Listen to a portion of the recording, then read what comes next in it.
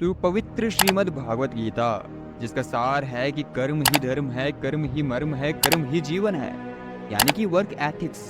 लेकिन अगर work ethics की डेफिनेशन में एक शब्द में देना चाहूँ तो मैं कहूँगा द एलन मस्क। हाँ, ये वही इंसान है जो इनोवेटर, इंजीनियर, साइंटिस्ट और फिजिसिस्ट, या फिर यूँ कहूँ कि दुनिया का सबसे अमीर व्यक्ति।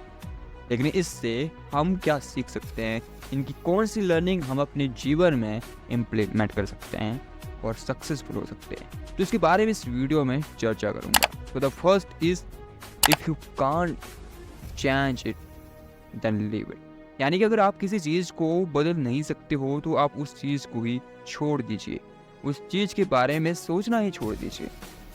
ऐसी घटना इनके साथ घटित होती है जब इनके 2 महीने के बेटे की डेथ होती है। उस समय ये खुद को रोक नहीं पाते हैं, कंट्रोल नहीं कर पाते हैं, बच्चों की तरह रोते हैं, पागलों की तरह रोते हैं। लेकिन वहीं पर उनके भाई जी कहते हैं कि हमें घर जाना चाहिए। लेकिन वहीं पर एलन मस्क कहते हैं कि नहीं, मैं घर नहीं जा सकता, घर में मुझे इसकी बड़ी याद आएगी, इसलिए आप मुझे एक होटल बुक करो तो मैं होटल में जाऊँगा। इसलिए ये होटल में जाते हैं और तब तक नहीं आते हैं जब तक वो उस बच्ची की मेमोरीज़ को वहाँ से गायब कर चुका ना होता। होटल में जाकर ये मूवीज़ देखते हैं, गेम्स खेलते हैं और किसी से बात नहीं करते हैं। स्पेशली इस मुद्दे पर तो बिल्कुल ही नहीं करते हैं। तो हमें यहाँ पर सीखने को क्या मिलता है कि अगर हम किसी चीज़ को बदल नहीं सकते हैं तो हमें उसके बारे में सोचना ही छोड़ देना चाहिए, क्योंकि वो सब कुछ व्यर्थ है।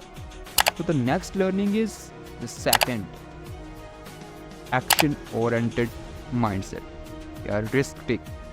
यानी कि किसी चीज़ के बारे में ज़्यादा सोच विचार नहीं करना चाहिए, सीधे एक्शन लेना चाहिए, क्योंकि ज़्यादा चिंतन करना भी सही नहीं होता है कई बार। इसलिए जब ये ट्विटर खरीदते हैं तो इनका पहला गोल होता है कि उसकी लैंडिंग पेज को चेंज करना है। इसलिए ये तेजस को कॉल करते हैं। तेजस उस टाइम फ्लाइट में था, लेकिन वो कहता है कि मैं फ्लाइट जैसे उतरूँगा फ्लाइट से वैसे ही मैं चेंज कर दूँगा लैंडिंग पेज। लेकिन एलन मस्क कहते हैं नहीं, अभी करना होगा। उनके पास उस टाइम इंटरनेट नहीं था, तो ये फ्लाइट का वाईफाई लेते हैं और उससे ट्विटर का लैंडिंग पेज चेंज करते हैं। और तेजस भी अपने इंटरव्यू में कहते हैं ये काम तो बहुत पहले से होना था, यानी प्लानिंग बड़े पहले से हो रही थी, लेकिन कोई भी इसे सीरियसली ले ही नहीं रहा था।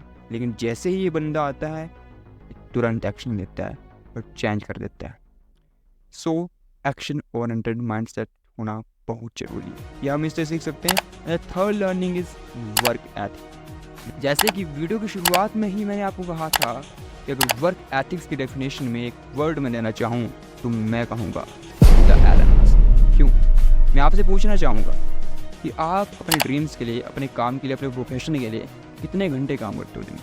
तो शायद आप में से कई लोग बोलेंगे कि 8 घंटे, 10 घंटे ज़्यादा से ज़्यादा। लेकिन ये इंसान आज दुनिया का सबसे अमीर व्यक्ति होकर भी 15-15 घंटे काम करता। आप हफ्ते के शायद 40 घंटे काम करते होंगे, लेकिन ये व्यक्ति हफ्ते के 100 घंटे, 100 आवर्स वर्किंग टाइम। और इससे बड़ा किस्सा इनके बर्थडे का है।